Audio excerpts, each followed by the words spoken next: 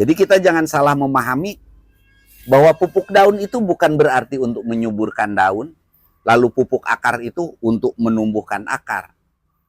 Jadi fungsi pupuk daun itu aplikasinya melalui daun dan pupuk akar aplikasi. Assalamualaikum warahmatullahi wabarakatuh. Salam sehat untuk kita semua. Pemirsa, pada kesempatan sekarang saya ingin melanjutkan membahas dari video sebelumnya yang sudah kita posting, yaitu tentang pemupukan tanaman cabai. Dari pembahasan video sebelumnya, saya berterima kasih kepada pemirsa yang sudah mengingatkan, menanyakan tentang dosis dan aplikasinya. Untuk itu, pada video yang sekarang ini, mari kita bahas tentang dosis dan aplikasi pupuk yang kita gunakan. Pelan-pelan supaya tahap demi tahap dapat dipahami dengan jelas, saya akan coba menyampaikan yang sifatnya sangat mendasar. Sebelum melakukan pemupukan, ada beberapa prinsip yang sangat penting untuk kita pahami terlebih dahulu. Bahwa pertama, untuk keberhasilan pemupukan itu sangat ditentukan oleh keasaman atau pH tanah.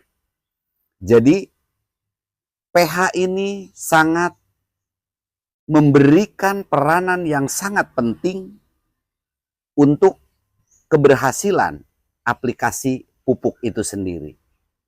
Sehebat apapun pupuk yang kita gunakan, semahal apapun pupuk yang kita gunakan, namun ketika pH tanah itu rendah, maka pupuk itu tidak akan diserap dengan baik. Jadi saya tulis di sini, yang pertama adalah pH atau keasaman. Nah ini kalau kita bahas tentang pH atau keasaman, mungkin akan habis waktu juga. Tapi suatu saat kalau diperlukan bagaimana cara memahami pH tanah akan saya coba bahas. Tapi intinya begini, minimal serendah-rendahnya pH yang harus kita bikin adalah 6,0. Itu paling rendah. Baik itu media tanam untuk tanaman cabai di polybag ataupun kita bertanam di kebun. Itu serendah-rendahnya 6, tapi sebaiknya minimal 6,5 supaya penyerapan pupuk itu sangat bagus. Salah satu ciri ketika kita sudah aplikasikan pupuk namun tanaman itu tidak kunjung berubah atau tidak kunjung tumbuh dengan baik, salah satunya dikarenakan pH yang rendah. Itu prinsip yang pertama, pondasi yang pertama yang harus kita pahami. Kemudian yang kedua, bahwa prinsip pemupukan yang baik itu naikkan frekuensi,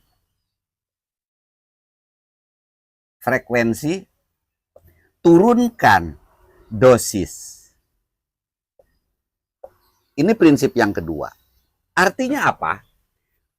Bahwa kalau ada dalam satu kemasan pupuk anjuran umpamanya 1 minggu 1 kali dengan cara dikocor aplikasinya, kemudian dosisnya katakanlah 1 sendok per liter air umpama.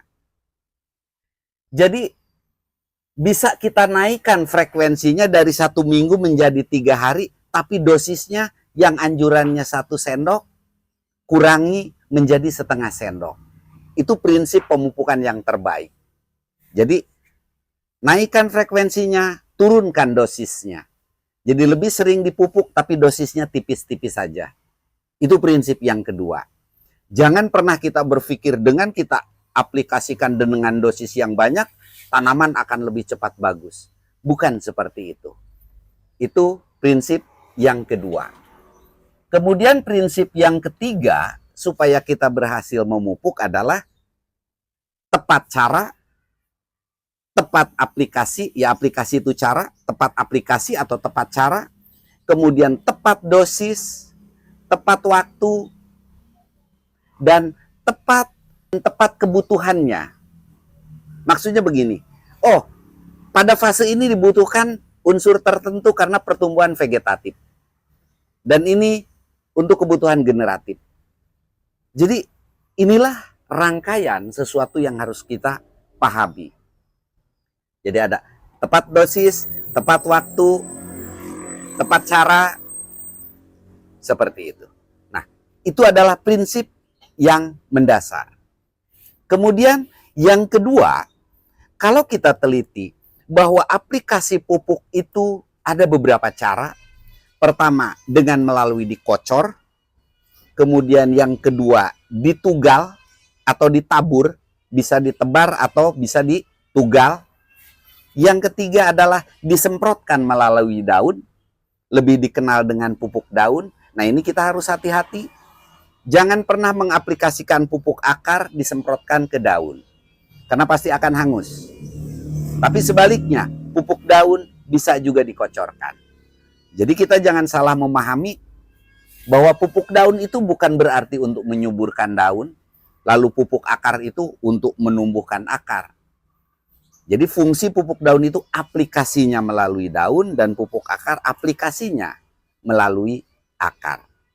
Baik, kembali ke dosis pemupukan sesuai dengan yang banyak ditanyakan, melanjutkan video yang kemarin, bahwa dari minggu ke minggu sesuai dengan fase pertumbuhan seperti yang sudah dijelaskan kemarin, kita hanya fokus bicara aplikasi pupuk akar seperti NPK yang sudah dijelaskan kemarin.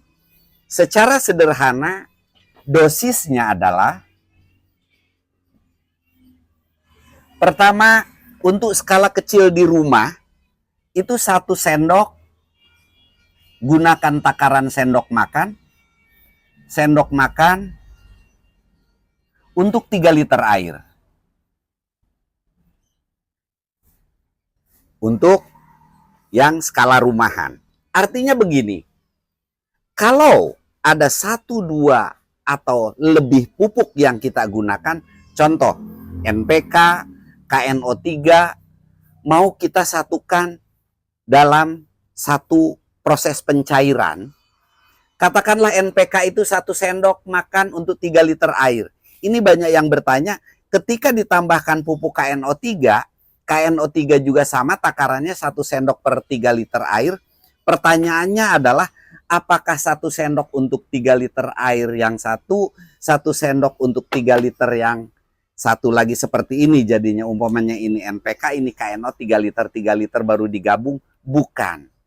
Jadi takarannya ini air 3 liter, kita tambahkan 1 sendok makan NPK, dan kita tambahkan 1 sendok makan KNO3. Jadi airnya tetap jumlahnya hanya 3 liter. Itu yang pertama. Kemudian aplikasinya adalah 1 gelas air mineral supaya mudah. Untuk setiap polybag atau setiap pot bagi yang di rumah. Kurang lebih 100 sampai 150 ml ya Mas Dika ya. Kurang lebih seperti itu. Jadi sekali lagi, takarannya itu 1 sendok makan untuk 3 liter air. Aplikasinya 1 gelas air mineral atau antara 100 sampai 150 ml untuk setiap tanaman. Sedangkan untuk volume tanaman yang banyak, itu bisa kita aplikasikan 1 kilogram. 1 kilogram itu untuk 1 drum. 1 drum yang ukuran kurang lebih 100 liter. Ini kita bisa secara simpelnya ditakar seperti ini. Jadi 1 drum yang isi 100 liter bisa kita kasih pupuk dengan 1 kilogram. Adapun aplikasinya sama, kurang lebih 1 pohon itu 1 gelas air mineral. Yang jadi catatan adalah bahwa ini bisa untuk vegetatif. Untuk kebutuhan vegetatif. Ketika tanaman memasuki fase generatif, bisa kita tambahkan dosisnya. Yang 1 sendok menjadi 1 sendok setengah, yang 1 kilo menjadi 1,5 kilogram. Kenapa fase generatif perlu ditambahkan? Ingat bahwa ketika tanaman sedang berbunga atau sedang menghasilkan buah seperti ini, itu membutuhkan nutrisi yang jauh lebih besar. Jadi bisa ditambahkan ketika fase generatif, kita tambahkan dari standar fase vegetatif yang sudah kita buat. Itu bermaksud untuk menambah kekuatan tanaman dan menambah produktivitas tanaman ketika tanaman itu berproduksi, karena pada saat itulah dibutuhkan nutrisi yang lebih dari rata-rata. Ini adalah yang aplikasi kocor. Adapun yang aplikasi tugal atau tabur, saya kasih contoh di sini. Ini kebetulan sengaja kita ambil dari sana. Jadi kalau dikocor, usahakan tanaman yang kita kocor itu jangan, kalau bisa jangan menyentuh pohonnya, jadi hanya melingkar aja di pinggiran.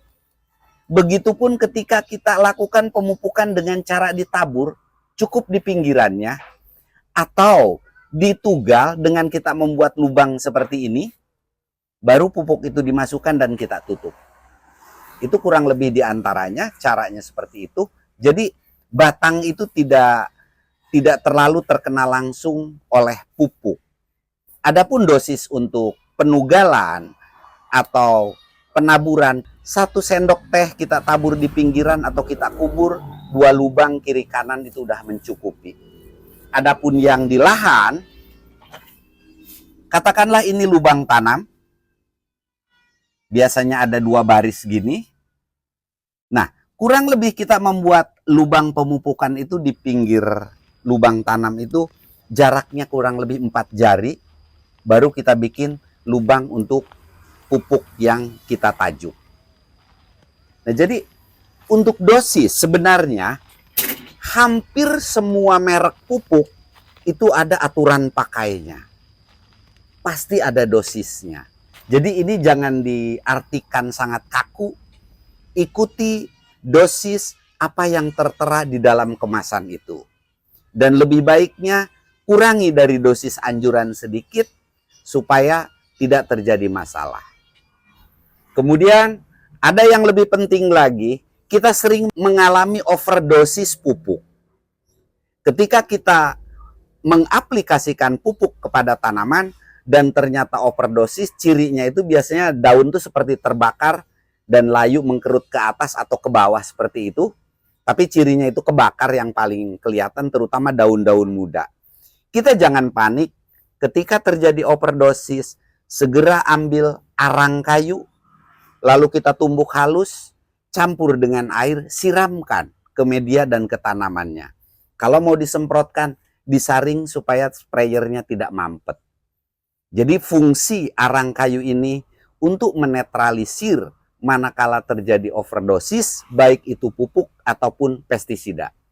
Saya sudah banyak pengalaman tentang overdosis ini di kebun, membantu banyak petani. Dengan aplikasi arang seperti itu, alhamdulillah masih tertolong. Jadi mungkin untuk penjelasan tentang dosis itu secara sederhana seperti ini, mudah-mudahan ini bisa menjawab pertanyaan-pertanyaan yang banyak masuk ke kita di video kemarin. Jadi mari kita coba aplikasikan dengan cara yang tepat. Sebagai penutup, yang harus kita ingat adalah satu, sehebat apapun pupuk, sebagus apapun pupuk, pupuk hanya penunjang untuk pertumbuhan tanaman. Yang paling utama untuk bagusnya tanaman itu tumbuh dengan baik adalah pupuk kasih sayang. Itu yang paling utama. Terima kasih. Assalamualaikum warahmatullahi wabarakatuh.